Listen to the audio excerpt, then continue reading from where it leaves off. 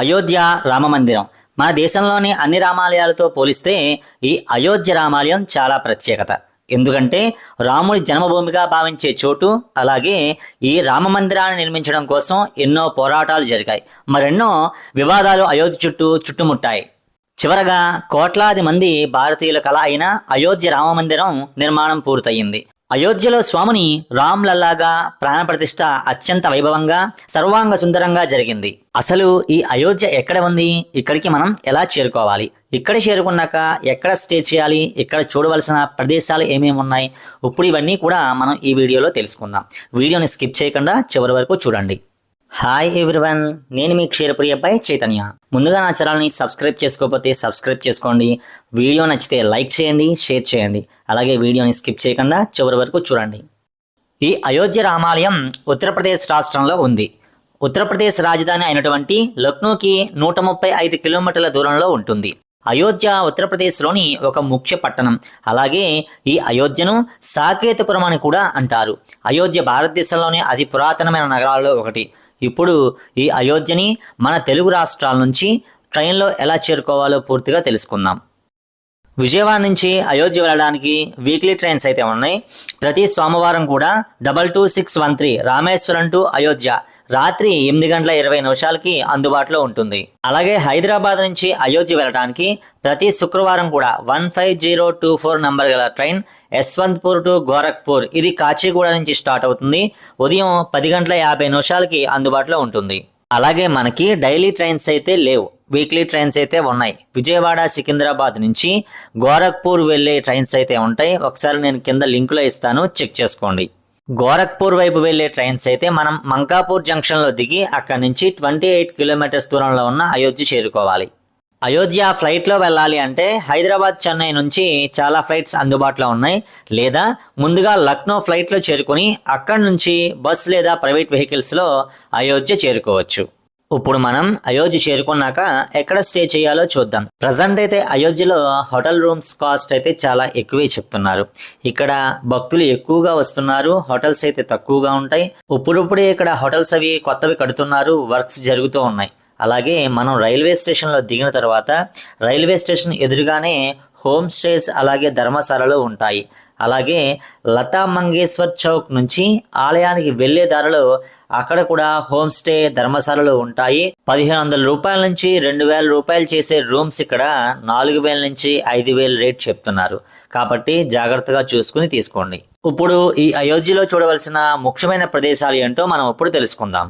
లతా మంగేశ్వర్ చౌక్ నుంచి కుడి చేతి పక్క తిరగగానే మనకి సరియూ నది కనిపిస్తుంది. అయోధ్య వచ్చిన వాళ్ళందరూ కూడా ముందుగా ఈ సరియూ నదిలో స్నానమాచరించి ఆ తర్వాత బాలరాముడి దర్శనానికి వెళ్తారు. సరియూ నది ఉత్తరాఖండ్లో ఉద్భవించి ఉత్తరప్రదేశ్ గుండా ప్రవహించే నది.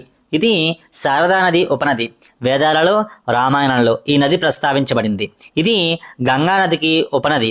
ఇది అయోధ్య పట్టణాన్ని ఆనుకుని ప్రవహిస్తూ ఉంటుంది. ఈ నదిలోనే శ్రీ రామలక్ష్మణులు మునిగి వాళ్ళ అవతారాలను చెల్లించారని నమ్ముతారు. ఇక్కడ మరో ప్రత్యేకత, ప్రతి ఏటా దీపావళి పండుగ సందర్భంగా ఉత్తరప్రదేశ్ ప్రభుత్వం దీపోత్సవ కార్యక్రమాన్ని నిర్వహిస్తూ వస్తోంది. ఆరంభంలో 51,000 దీపాలతో ఆరంభమైన ఈ కార్యక్రమం ప్రస్తుతం 5,50,000కు చేరింది. ఈ ఏడాది అయితే గిన్నీస్ బుక్ రికార్డులో కూడా లక్ష్యంగా అక్కడి ప్రభుత్వం దీన్ని నిర్వహించింది. లక్షల కొద్దీ దీపకాంతుల్లో సరియూ నది తీరం అంతా కూడా సుమారు 3 గంటల పాటు మెరిసిపోయింది, మరో లోకానికి తీసుకెళ్లింది. ఆ శ్రీరామచంద్రుడి కీర్తనలు, హనుమన్ చాలీసా పట్నంతో అయోధ్య మరియు సరియూ నది తీరం మొత్తం అంతా కూడా ఆధ్యాత్మిక భావనను వెదజల్లింది. సరియూ నదిలో స్నానం ఆచరించిన తర్వాత మనం బాలరాముడి దర్శనానికి వెళ్లే ముందు హనుమాన్ గడి ఉంటుంది. అక్కడ మనం దర్శనం చేసుకుని ఆ రామచంద్ర వారి దర్శనానికి వెళ్ళాలి. అలాగే మీరు బుక్ చేసుకున్న హోటల్ నుంచి ఈ ప్రదేశాలని తిరగడానికి మనకు అక్కడ ఎలక్ట్రికల్ వెహికల్స్ అయితే అందుబాటులో ఉంటాయి. బడ్జెట్లో మాట్లాడుకుని వెళ్ళండి. మీకు ఎదురుగుండా కనిపిస్తున్నది రాజ్ద్వార్ మందిర్. దీనిని సంవత్సరంలో 2 సార్లు మాత్రమే ఓపెన్ చేస్తారు. అలా మనం ఎదురుగుండా నడుచుకుంటూ వెళ్తే మనకి హనుమాన్ గటి వస్తుంది. మనం ముందుగా ఈ ఆలయాన్ని దర్శనం చేసుకుని ఆ తర్వాత రామమందిరం దర్శనం చేసుకోవాలి. రామమందిర నిర్మాణం కాకముందు వచ్చిన భక్తులందరూ కూడా ఈ హనుమాన్ గది ఆలయాన్ని దర్శనం చేసుకుని వెళ్ళేవారు. ఇక్కడ ఆంజనేయ స్వామి అయోధ్యకి క్షేత్రపాలకుడు. హనుమాన్ ఆలయం అయోధ్యలోని అత్యంత ప్రసిద్ధ ఆకర్షణల్లో ఒకటి మరియు లోపల స్వామి తన తల్లి అయిన అంజనేయదేవి ఒడిలో నిద్రిస్తున్న బాల హనుమాన్ రూపంలో భక్తులకు దర్శనం ఇస్తారు. జానపద కథల ప్రకారం అయోధ్య మరియు రాముడిని రక్షించడానికి హనుమంతుడు ఈ కోట లాంటి నిర్మాణంలో నివసించాడు. ఈ ఆలయం కేవలం భౌతిక నిర్మాణం మాత్రమే కాదు, హనుమంతుని రక్షిత ఆత్మ మరియు అచంచలమైన భక్తికి చిహ్నం.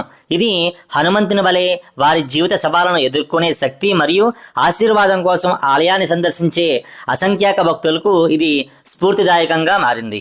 హనుమాన్ ఆలయం దర్శనం పూర్తయిన తర్వాత ప్రధాన ఆలయానికి చేరుకుందాం.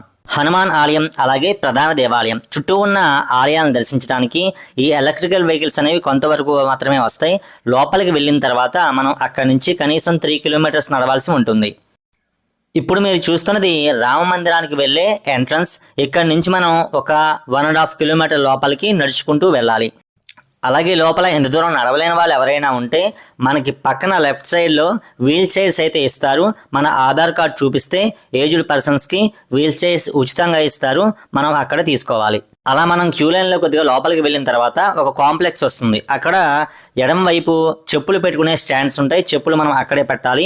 ఆ కాంప్లెక్స్ ఎదురుగానే మన మొబైల్స్ పెట్టుకోవడానికి లాకర్స్ అయితే అందుబాటులో ఉన్నాయి.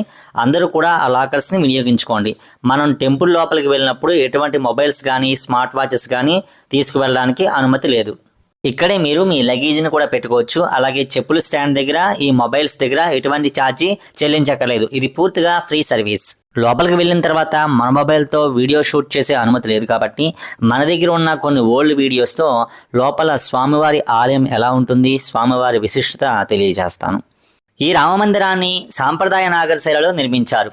మందిరం పొడవు తూర్పు పడమర 380 అడుగులు, వెడల్పు 250 అడుగులు, అలాగే ఎత్తు 161 అడుగులు. ఈ మందిరాన్ని 3 అంతస్తుల్లో నిర్మించారు. ఒక్కో అంతస్తు 20 అడుగుల ఎత్తులో ఉంటుంది. దీనికి మొత్తం 392 స్తంభాలు, 44 తలుపులు ఉన్నాయి.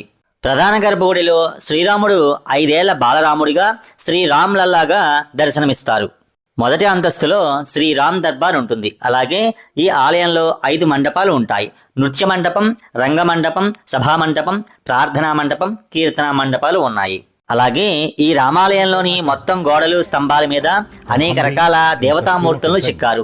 రామాయణ ఘట్టాలను చిత్రీకరించారు. రామాలయంలోకి ప్రవేశం తూర్పు నుండి ఉంది. ఇక్కడికి సింగ్ ద్వార్ గుండా 32 మెట్లు ఎక్కి లోపలికి వెళ్లాల్సి ఉంటుంది. అలాగే దేవాలయానికి వచ్చే వికలాంగులకు, వృద్ధుల సౌకర్యం కోసం ఆలయంలో ర్యాంపులు కూడా లిఫ్ట్లు ఏర్పాటు చేశారు. అలాగే అయోధ్య రామాలయంలో ప్రతిష్ఠించిన బాలరాముడి విగ్రహం ఎత్తు 51 అంగుళాలు. కృష్ణశిల నల్లరాయి నుంచి ఈ విగ్రహాన్ని కర్ణాటకలోని మైసూరుకు చెందిన శిల్పి అరుణ్ యోగిరాజ్ చెక్కారు. రామ్ లల్లాను చెక్కిన శిల బరువు దాదాపు 200 కిలోలు ఉంటుంది. 5 ఏళ్ల బాలుడి రూపంలో రామ్ లల్లా విగ్రహాన్ని రూపొందించారు. అలాగే ఇక్కడ ప్రత్యేకత శ్రీరామనవమి రోజున గర్భగుడిలో సూర్యకిరణాలు స్వామివారి మీద పడేలా ఏర్పాటు చేశారు. ఆలయ ప్రాంగణంలోకి ప్రవేశమైన తర్వాత స్వామివారి దర్శనం చేసుకుని బయటికి రావడానికి ఒక 20 నిమిషాలు పడుతుంది. అలాగే స్వామివారి దర్శించుకుని బయటకు వస్తూ ఉంటే శ్రీరామ జానకి మందిరం ఉంటుంది, తప్పకుండా దర్శించుకోండి. తర్వాత మనం దర్శించుకోవాల్సిన ప్రదేశం దశరథ మహల్. అయోధ్యలోని దశరథ మహల్ ఒక అద్భుతమైన రాజభవనం. దీనిని బడా ఆస్థాన్ లేదా బడీ జగహ్ అని కూడా పిలుస్తారు. ఇది ఒకప్పుడు అయోధ్యను గౌరవించే పాలకుడు మరియు భగవంతుడు శ్రీరాముడు తండ్రి అయిన దశరథ రాజు గారి నివాసం. అయోధ్య వెళ్ళిన ప్రతి ఒక్కరు కూడా ఖచ్చితంగా ఈ దశరథ మహల్ని సందర్శించండి. దశరథ మహల్ పూర్తయిన తర్వాత మనం తర్వాత చూడవలసిన ప్రదేశం కనక్ భవన్. కనక్ భవన్ అనేది రామజన్మభూమి అయోధ్యలోని ఒక ఆలయం. ఇది రామ్కోట్కు ఈశాన్యంలో ఉంది. ఇది అయోధ్యలోని అత్యంత ప్రసిద్ధ దేవాలయాల్లో ఒకటి. సీతతో రాముడికి వివాహం జరిగిన వెంటనే ఇది వారి వ్యక్తిగత రాజభవనం. పురాణాల ప్రకారం అసలు కనక భవన్ దెబ్బతిన్న తరువాత ద్వాపరయుగంలో కృష్ణుడు స్వయంగా దానిని పునర్నిర్మించాడు. ఇది మధ్యకాలంలో విక్రమాదిత్యుడిచే పునర్నిర్మించబడింది అని చెప్పి నమ్ముతారు. తర్వాత దీనిని రాణి ఉషాబాను కున్వారి పునర్నిర్మించింది. ఇది నేటికి ఉంది. గర్భగుడిలో ప్రతిష్ఠించిన ప్రధాన విగ్రహాలు రాముడు, సీత. ఆ తర్వాత వాల్మీకి ఆలయం అలాగే హనుమాన్ టెంపుల్ ఉంటుంది. అవి కూడా సందర్శించండి. మరొక మంచి వీడియోతో అతి త్వరలోనే మీ ముందుకైతే వస్తాను. ఇప్పటి వరకు నా ఛానల్ని సబ్స్క్రైబ్ చేసుకోకపోతే సబ్స్క్రైబ్ చేసుకోండి. ప్లీజ్ వీడియోని లైక్ చేయండి, షేర్ చేయండి. జై శ్రీరామ్.